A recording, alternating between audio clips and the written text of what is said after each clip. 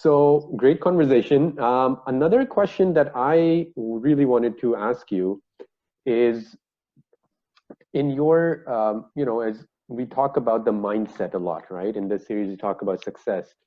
And a lot of the students, a lot of the youth that I work with as a coach, as an educator, um, they have this mindset about success and they associate, sadly, a lot of them, unfortunately, associate monetary value with success in a way. And to me, that's not right. But at the same time, I'd never say that, hey, money is not important. Money is definitely important, but it should not be the only yardstick to measure success, right? In terms of our youth, right? The youth who are watching, who will be watching this episode, or even the working professionals or parents, what kind of advice do you want to impart on them in terms of like what should they do, something actionable, if they want to actually really see the tangible success in their lives? If you want to see tangible success, you'll have to accept that it'll always be a byproduct of the intangible success. And the best thing you can do is take that internal journey and work on your process. Yes, have goals, whether it's money, whether it's a big house, it can be anything. Whether it's success in your profession by numbers, by statistics, whatever, it can be anything.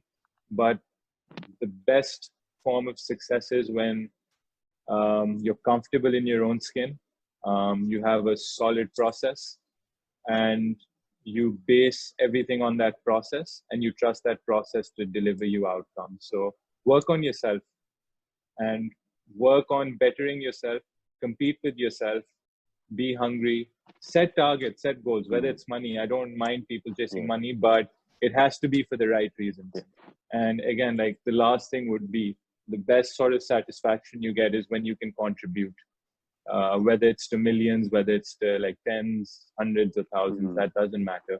So at the end of the day, whatever you do, it has to contribute to something for the greater good. So once you get outside of yourself, it sounds a bit contradictory that you take that internal journey, but you still have to get outside yourself. Outside yourself by meaning that you serve for the greater cause. And once you figure out that cause, I think things become easy. No, that's such a good point. And I think even in the even in like the workshops and the coaching that I do, I always work on students trying to figure out what is the bigger purpose of their lives, right? Once you have that sort of like a North Star to work with, everything somehow or the other by taking that internal journey start falling into place, right? It's like a pyramid, it's like a hierarchy. You can think of it in that way, right?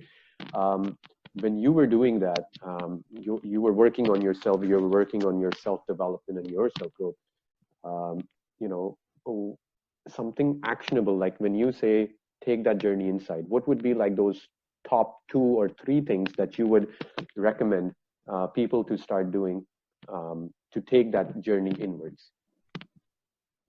Number one is obviously to be really honest with yourself and give yourself time, talk to yourself. Don't worry that you go into a quiet zone, and just be honest with yourself. Figure out where you are, what you want to do, even if it sounds harsh.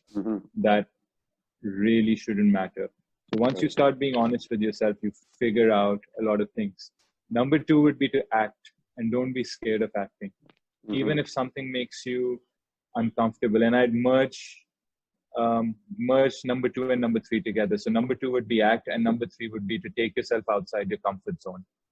Something can make you if something's making you uncomfortable, you should know that's the time to act. So the best would be the outcome you strive for. When you act, you might get that result.